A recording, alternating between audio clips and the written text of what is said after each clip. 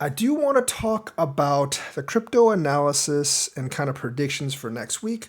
I think next week is going to be somewhat stable.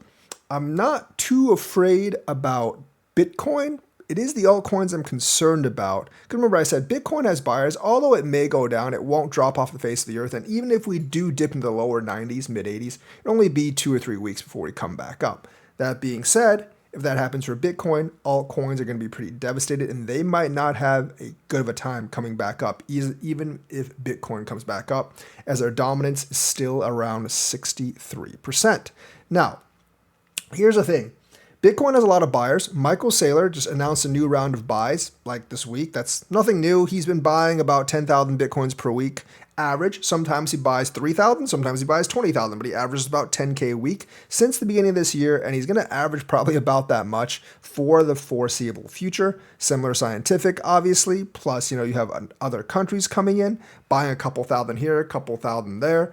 And a lot of other industries, GameStop came in bought like 4,000. I think they're going to buy some more. So you have a lot of companies kind of like coming into Bitcoin and buying, and that's going to have a lot of buy pressure. So we basically got guaranteed tens of billions of buy pressure, essentially like throughout the rest of the year. So Bitcoin's going to be perfectly fine. Now there are a couple of altcoins outside of Ethereum. Ethereum's got a couple of investments, not nearly as big as Bitcoin, but they got a couple of investments. Solana has $1 billion investment from Solana Strategy that's slowly going to be coming in. XRP, I think, has something like 400 million that like one or two corporations are going to buy. I think one of them, they want to use the chain for, I think, like some kind of validation thing. It's not really to use the cross-border transfer thing, but it's another kind of like a use case they can actually use the actual chain for. And Cardano has a few $100 million in promised buys as well. I don't know how much of that has actually been fulfilled. I think that's more of a recent thing. So they'll have some buys coming in for the rest of the year. It probably won't be enough to keep the coins up, at least not on par with Bitcoin. So I expect Bitcoin to keep ratioing those coins. Maybe besides Solana, because Solana has had kind of an upswing. And if the meme coin market grows, Solana is going to massively benefit because the meme coin market basically helps on Solana. The big news right now is the China-U.S. trade tensions, and those are no bueno right now because it looks like no deal is going to be reached anytime soon because the U.S. has accused China of violating the trade agreement, and China has countered that Trump's accusations of the Geneva deal violations have made trade impossible. Who's telling the truth? Who's lying? Xi and Trump are both liars, in my opinion, so I can't really trust either of them.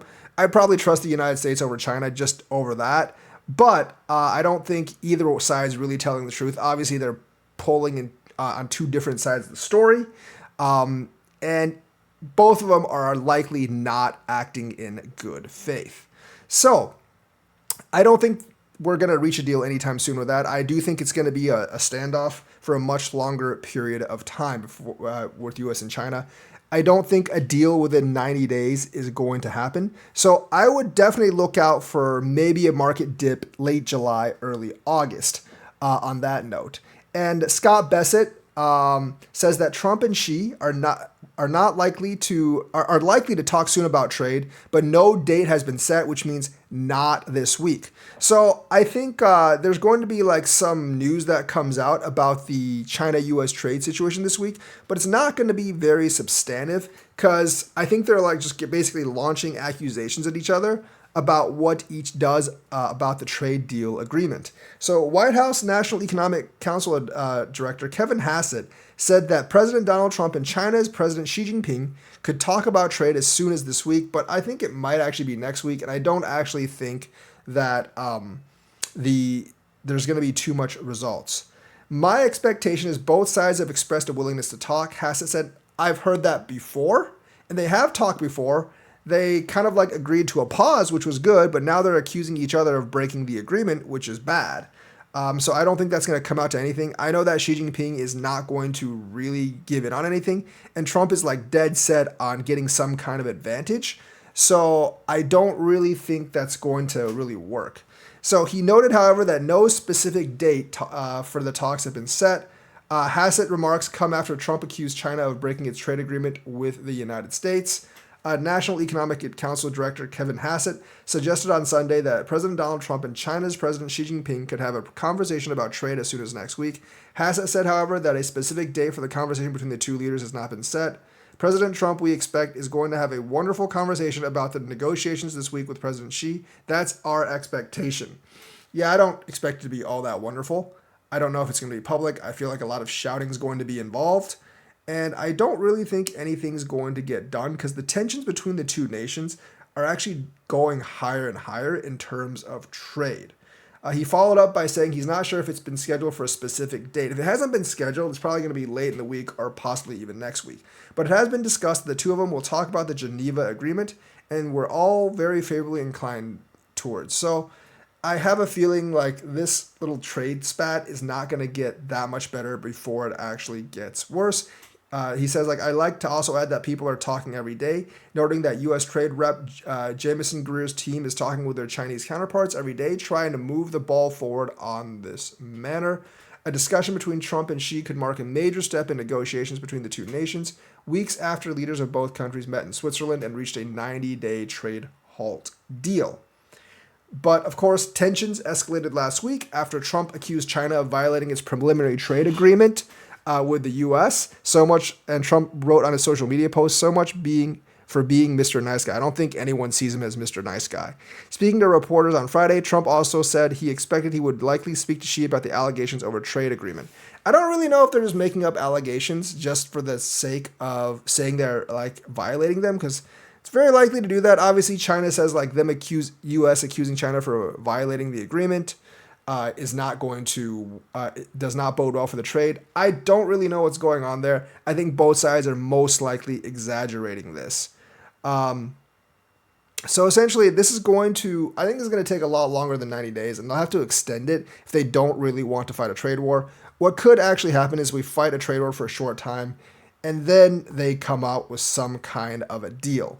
So realistically, this stuff could actually stretch into the fall, which would actually not be a good thing, especially for the altcoins specifically, because like I said, I think they'll be hit much, much harder with Bitcoin. Bitcoin, I think, has really good bottom line right now with all the buyers. Altcoins really don't have that. Like I said, there's various altcoins with buyers, but it's not like a huge general thing like Bitcoin. So the altcoin market is not going to do all that well if there's a lot of uncertainty, which there definitely is right now. Ukraine did just attack Russia. That air attack, Russia will probably respond. That's probably going to escalate for a while. Oil is going up right now, which doesn't bode too well for much. But the other thing is oil is still pretty cheap on the global market. I don't really know what the situation with Iran is.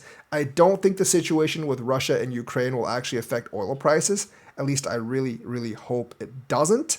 But there's a lot of tensions in the world that are actually rising that does not actually bode well for the market. So I think Bitcoin is that safe haven if you are looking at crypto right now.